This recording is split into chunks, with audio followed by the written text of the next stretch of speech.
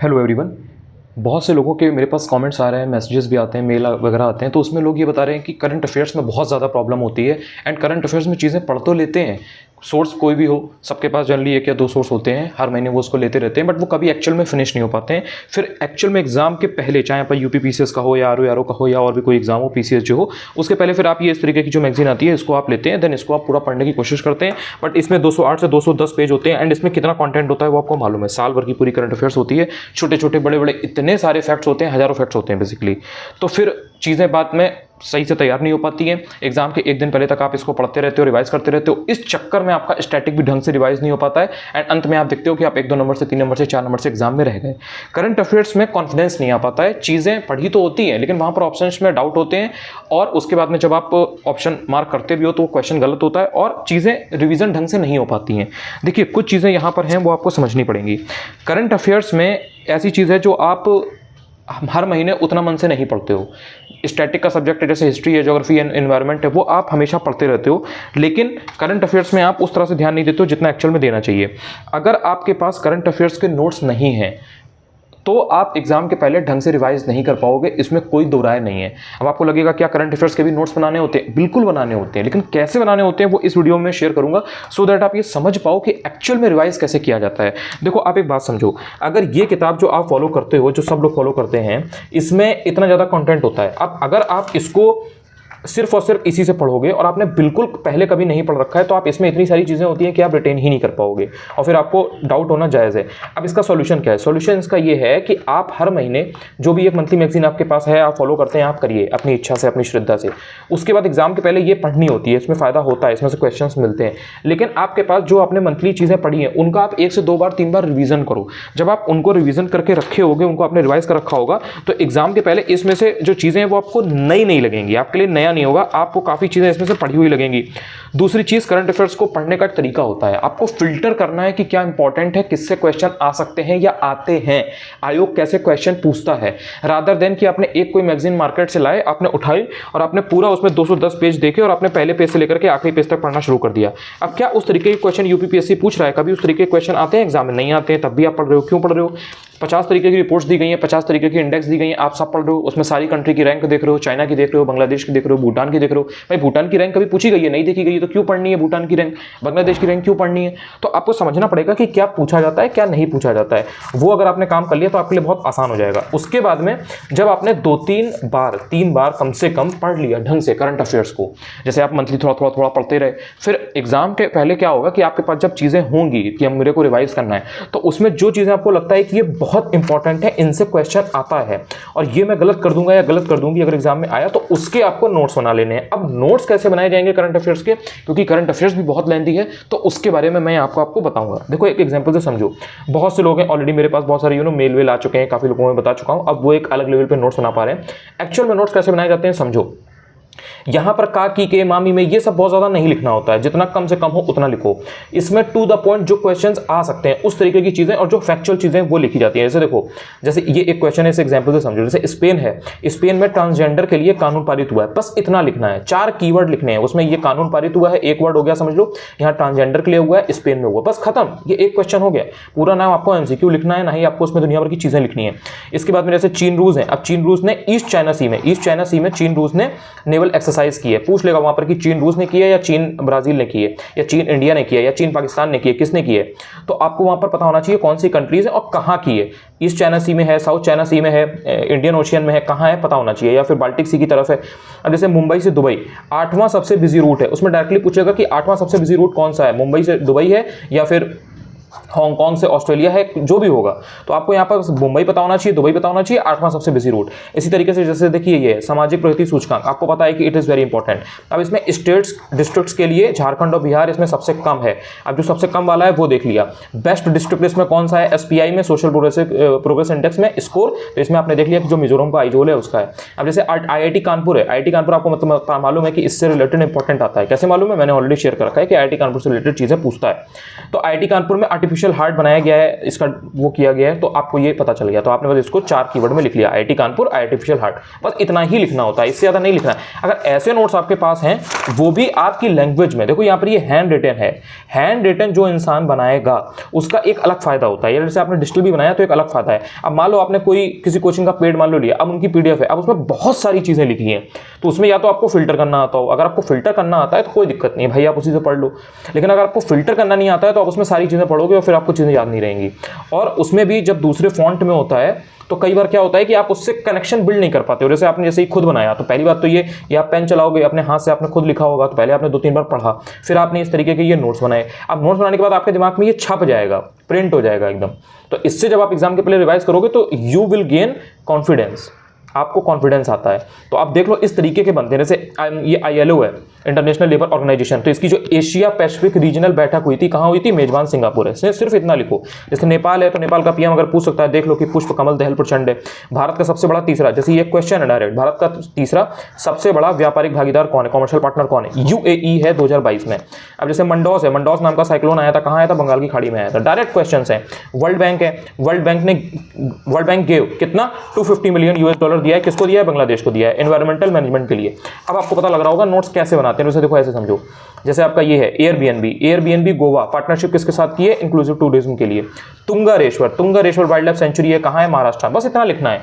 अब बहुत से लोग होंगे वो ऐसे लिखेंगे, तुंगारेश्वर में वाइल्ड लाइफ सेंचुरी अधिसूचित की गई है, महाराष्ट्र में की गई है। नहीं लिखना है भाई, मेन कीवर्ड क्या है उसमें? तुंगारेश्वर कहाँ है? महाराष्ट्र में। क्या है? Wild life sanctuary. खत्म हो गया, इससे ज़्यादा नहीं लिखना है, और इतना करोगे तो टाइम भी नहीं लगेगा। अब जैसे ये है मॉनेटरी पॉलिसी कमेटी, इसकी बैठक हुई है, इसमें रेपो रेट कितना? 6.25। FIH यानी कि जो हॉकी वर्ल्ड कप होता है ये वाला, उड़ीसा के टाटा इसका ऑफिशियल पार्टनर है। डायरेक्ट पूछ लेगा कहाँ हो रहा है? उड़ीसा में हो रहा है। उसका ऑफिशियल पार्टनर कौन है? टाटा है। सूर्य किरण आपको मालूम है किसके बीच में होता है? भारत नेपाल के बीच होता है। It is a very important exercise between India and Nepal. सो भारत नेपाल के बीच में जो सूर्य किरण नेवल एक्सरसाइज है, ये कहाँ पे हुई? सालझंडी नेपाल में। ठीक है, बस खत्म हो गया। अब ऐसे बनते हैं नोट, और ये नोट्स तुम्हें नंबर दिलाएंगे क्योंकि इनको रिवाइज करना बहुत आसान है। अब जैसे देखो, जैसे भारत है वो G20 का प्रेसिडेंट है, Ahmedabad selected for U20 cycle की मेजबानी के लिए। ठीक है, भारत का पहला श्योरिटी बॉन्ड, मैंने आपको बताया ना पहली वाली चीजें बहुत इंपॉर्टेंट होती है, तो उसको लिख लो ऐसे करके।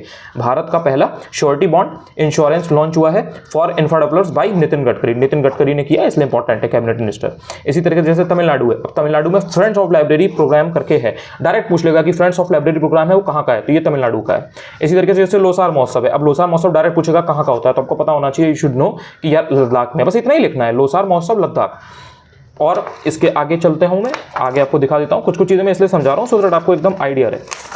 इसमें थोड़ा साफ है तो आपको और बेटर वे में समझ में आएगा। देखो जैसे ये है, अब इसमें अंतर्राष्ट्रीय ईयर 2023 बाजरे के लिए जो मिलेट्स वगैरह होती है, कहाँ पे? रोम में मनाया गया। न्यूजीलैंड ने बैन किया स्मोकिंग लाइव भर के लिए फॉर इट्स यूथ। ये शायद क्वेश्चन आया भी था, एक बार चेक कर लेना यार, मुझे याद नहीं, मेरे नोट्स में है।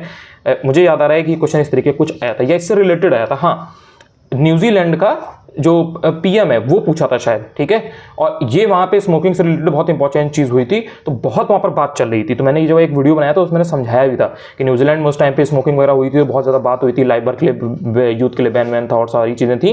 तो उससे ये मोटिवेटेड कह सकते हो या कह सकते हो कि वहाँ पर बहुत सारी चीज़ें इंपॉर्टेंट चल रही थी, तो न्यूजीलैंड वॉज आस्क्ड। ठीक है, तो यहाँ से देख लो, समझ लो, ये देखो ऐसे नोट्स में होता है, ऐसे बनाते हैं। ये एक्चुअली मैंने एक बता देता हूँ, बच्चों के लिए बनाया था, तो वो कोचिंग के बच्चे थे, उनको चाहिए था, तो एक मतलब मेरे सर हैं तो उनको चाहिए था, उन्होंने बोला था, तो ये मैंने उस टाइम पे बनाया था।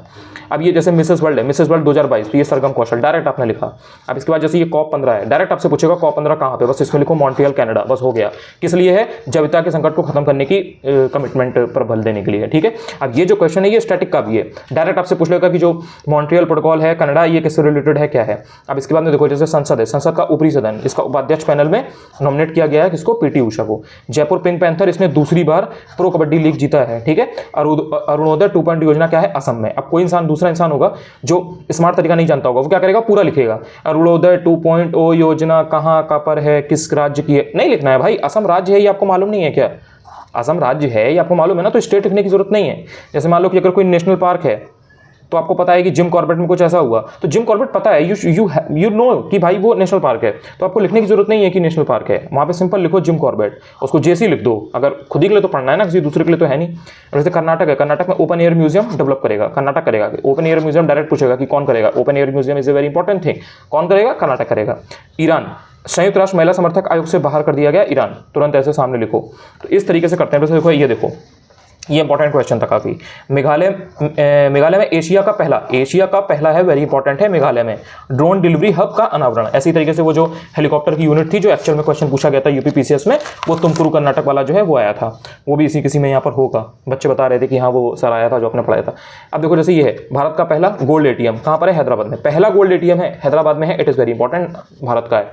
नाबार्ड है, नाबार्ड का नया अध्यक्ष साजी केवी। अब हर किसी का नहीं पढ़ना है, देखो मैंने यहाँ पर हर किसी का नहीं लिखा है, मैंने यहाँ पर जो HDFC बैंक का जो चेयरमैन है उसका लिखा है, वो बैंक का सवाल है, बैंक के क्लर्क में आएगा, यहाँ नहीं आएगा वो आरओ में यूपीपीसीएस में। लेकिन जो नाबार्ड है, नाबार्ड से रिलेटेड क्योंकि आयोग पूछता है। अभी सब स्मार्ट तरीके हैं, हैक्स हैं ये सब, जो मेरे बच्चे हैं वो जानते हैं, मेरे बच्चे जितने भी कैंडिडेट्स मेरे अंडर में, मेरे सुपरविजन में हैं, मेरे से जुड़े हुए हैं, पहले से वो जानते हैं कि यार मैंने ये सब बता रखा है, ठीक है। अब भारत होस्ट करेगा NSA सम्मेलन, ठीक है, मध्य एशिया। भारत अमेरिका के बीच में 7वां संगम गोवा में। भारत का पहला डार्क नाइट स्काई या स्काई रिजर्व कहाँ पे, लद्दाख में।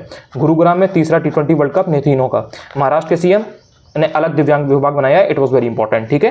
तो इस तरह से बेसिकली बनाते हैं, कुछ कुछ चीज़ें आप देखकर समझ गए होंगे। एक दो एग्जाम्पल के थ्रू और समझा देता हूँ। देखो, जैसे ये है, त्रिपुरा है, rock cut sculptures reliefs of Unakoti शामिल यूनेस्को की अस्थायी सूची में। इसके अलावा आप ये देख सकते हो, जैसे भारत है, भारत की 3 site UNESCO world heritage site list में टेंटेटिव हुए। इंडियन नेवी ने लॉन्च किया है प्रोजेक्ट पहला जहाज INS अरनाला।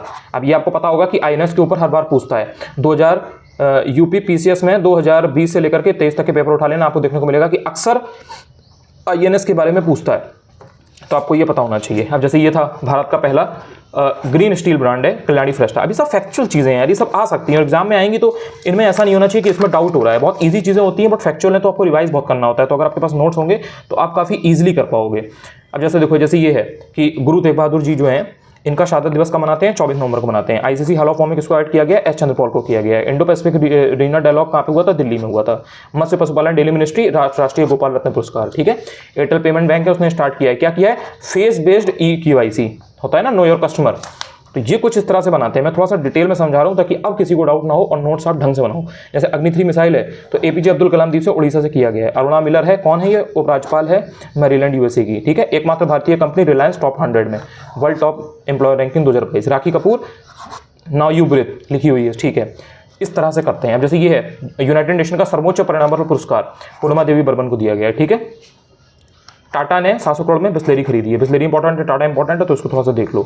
इस तरह से बेसिकली आपको करना होता है। थोड़ा सा और देख लो, जैसे कि ये राष्ट्रपति मुर्मू है, प्रेसिडेंट है। अब इन्होंने यूपी के ग्रेटर नोएडा में 7वां इंडिया वाटर वीक मनाया। देखो, एक तो यूपी है, यूपी का एग्जाम है, यूपी है, यूपी का सबसे बड़ा एग्जाम, ऊपर से ग्रेटर नोएडा, पीसेस की बात कर रहा था, और भी इंपॉर्टेंट। तो यूपी के ग्रेटर नोएडा में 7वां इंडिया वाटर वीक इंपॉर्टेंट किसने किया है, राष्ट्रपति मुर्मू ने, वेरी इंपॉर्टेंट। मुर्मू ने नॉर्थ ईस्ट कैंपस। अब यहाँ पे नॉर्थ पूरा नहीं लिखना है, उत्तर पूरा नहीं लिखना है, सिर्फ N लिखो, ईस्ट लिखो, हो गया भाई। उत्तराखंड में CM लखपति दीदी योजना for self help groups related women, ठीक है। भूल भुलैया उद्यान मियावाकी वन, गुजरात। दुनिया का हाईएस्ट प्लेस, देखो हाईएस्ट है यहाँ पे, जहाँ पर मतदान केंद्र है, ताशीगंग हिमाचल प्रदेश में है। इसके बारे में कोई पढ़ लेना, बहुत ही खूबसूरत जगह है, बहुत ऊंचाई पे है। तो इस तरह से बेसिकली ये किया जाता है। जैसे ये है, एक क्वेश्चन ये देखो, तो जो बिहार है, बिहार के 38 जिले टॉप, इसमें परफॉर्मेंस ऑफ ऑब्जेक्टिव पैरामीटर। तो आई होप आपको इससे फायदा मिला होगा। इस तरीके के अगर आप नोट्स आपके पास होंगे तो आपको एक्चुअल में हेल्प मिलेगी एग्जाम को निकालने में। नहीं होंगे तो थोड़ा सा आपको दिक्कत होगी, आपको मेहनत ज़्यादा करनी पड़ेगी। देखो, जैसे ये है, लखीमपुर खीरी है, इसमें यूपी का दूसरा, देश का 33वां एलिफेंट रिजर्व। किस राज्य में पहला ग्रीनफील्ड हवाई अड्डा, डोनोपोलो अरुणाचल। अब डोनोपोलो डायरेक्ट ये आपको पता होना चाहिए कि भाई अरुणाचल में है। तो इस तरह से करते हैं। शांति पुरस्कार है दलाई लामा, गांधी मंडेला फाउंडेशन द्वारा दिया गया है। अच्छा, कौन कौन इसमें है, जैसे कजाकिस्तान है राष्ट्रपति। तो इस तरह से बेसिकली आपको करने हैं, और जैसे जैसे पढ़ते जाओ, इसको ऐसे रिवाइज करते जाओ, इसको बता दो। इसका रखना थोड़ी ना, इसको अचार थोड़ी ना डालना है, इसको पढ़ के खत्म करो, दिमाग में रखो, उसके बाद में एग्जाम में क्वेश्चन सही करके आओ, बस हो गया। इसके संग जीना मरना नहीं है। आई होप कि आपको इससे काफ़ी फायदा मिला होगा। एंड करंट अफेयर्स को रिवीजन को लेकर के जो आपको एक दिक्कत होती है कि रिवीजन कैसे करें, चीज़ें दिमाग में टिकती नहीं है, वो इन सब अगर आप इस तरीके के छोटे छोटे नोट्स बनाओ, इसमें टाइम नहीं लगता है यार। इसमें एक्चुअल में आप देखोगे टाइम नहीं लग रहा है, बना के देखोगे आपको पता चल जाएगा कि कितना टाइम लगता है, कितना नहीं लगता है। अगर चैनल पहली बार देखा हो, वीडियो पहली बार देखा हो, अच्छा लगा हो, क्लैरिटी मिली हो चीज़ों से, चाहो तो चैनल को सब्सक्राइब भी कर सकते हो, चाहो तो टेलीग्राम पर भी ज्वाइन कर सकते हो। अनुज चतुर्वेदी UPPSC चैनल का नाम है, सर्च करोगे you will get it, you will find me. And thank you so much. अगर आप यहाँ तक आए हो, आपने इतना सीखा, थैंक्स अ लॉट।